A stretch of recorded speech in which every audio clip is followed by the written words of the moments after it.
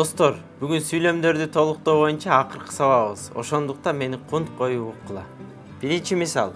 Ал экөө бири-бирин коштоп жатты. Биринчиси күлүп жатса, экинчиси ыйлап турду. Эми коштоп жатты деген сөздү чечмелеп алышыбыз керек. Коштогону демек бири-бирин колдоп жатты деген сөз.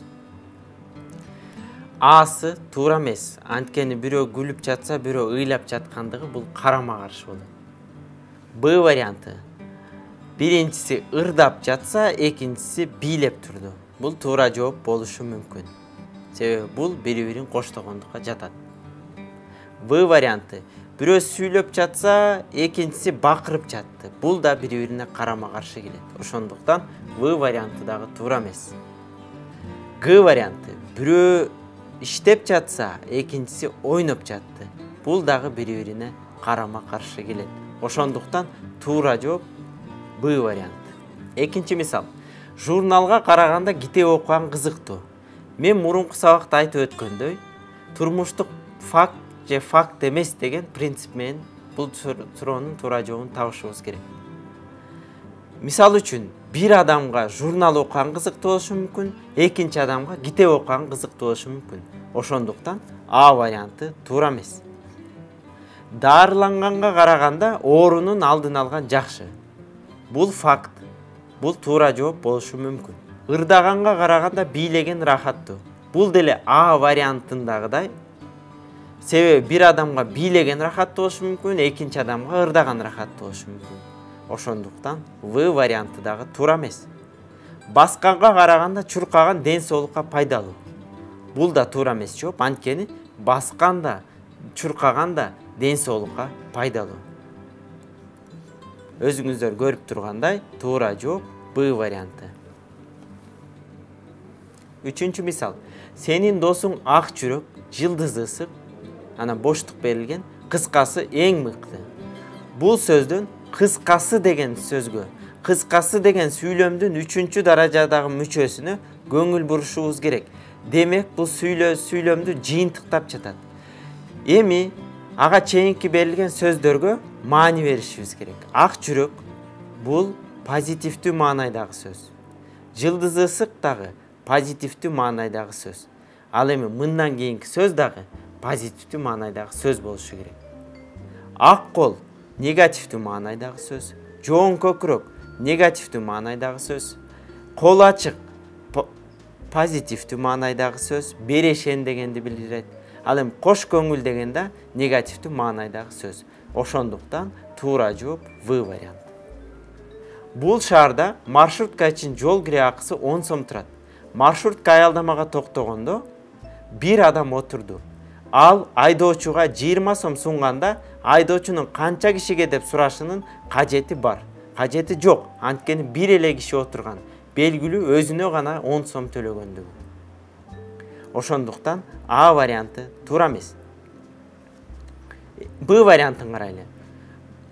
Маршрутка аялдамага токтогондо 2 адам отурду.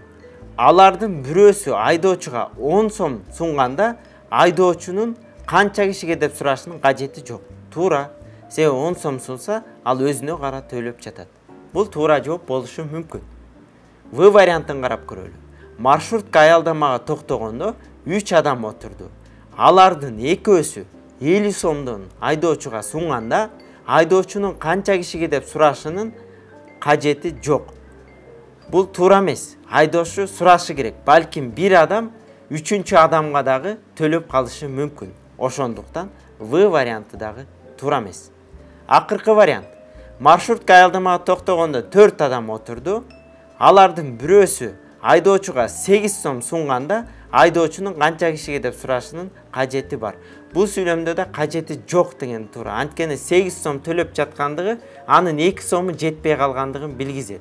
Ошондуктан Г варианты дагы туура эмес. Кийинки мисалга өтсөк. Сайкал тилдин келип чыгышы жөнүндө пикирлердин ичинен материалисттик позицияга кошулат. Демек, анын ою боюнча тил коом менен бирге жаралган. Бул сүйлөмдүн туура жообун табыш үчүн материалисттик пикир деген эмне дегенди билишибиз керек. Материалисттик пикир коом менен бирге жаралган дегенди билдирет. Ошондуктан А варианты туура. Б варианты. Сайкал тилдин келип чыгышы жөнүндө пикирлердин ичинен материалисттик позицияга кошулат. Демек анын ой боюнча тил сыйкырдуу күч тарабынан жаралган. Бул туура эмес. Логика сынып жатат. Анткени идеалисттик пикир боюнча тил сыйкырдуу күч тарабынан жаралган. Ошондуктан Б варианты дагы туура эмес. В вариантына көңүл бурсак, сайкал тилдин келип чыгышы жөнүндө пикирлердин ичинен идеалисттик позицияга кошулат. Демек анын ой боюнча тил табияттагы добуштардан улам жаралган. Бул да туура эмес. Биз жогоруда айтып өттүк, идеалисттик көз караш деген сыйкырдуу күч тарабынан жаралды дегенди билгизет. Акыркы вариантты карап көрөлү. Сайкал тилдин келип чыгышы жөнүндө пикирлердин ичинен идеалисттик позицияга кошулат. Демек анын ой боюнча тил окумуштуулар түзгөн алфавиттен кийин жаралган. Бул дагы туура эмес жооп. Акыркы мисал, биз аны күн карама дейбиз. Себеби ал аябай жылдыздуу, ошондуктан ага ишенүү кыйын, анткени ал ар дайым көңүлдүү, тактап айтканда аны баары жактырат. Бул суроонун туура жообун табуу үчүн эң алгач күн карама деген туйутманын маанисин чечмелеп алышыбыз керек. Күн карама кошоматчы дегенди билдирет. Ошондуктан туура жооп Б варианты болуп эсептелет. Достор, өзүңүздөр күбө болгондой, сүйлөмдөрдү толуктоодо логика абдан маанилүү роль ойнойт.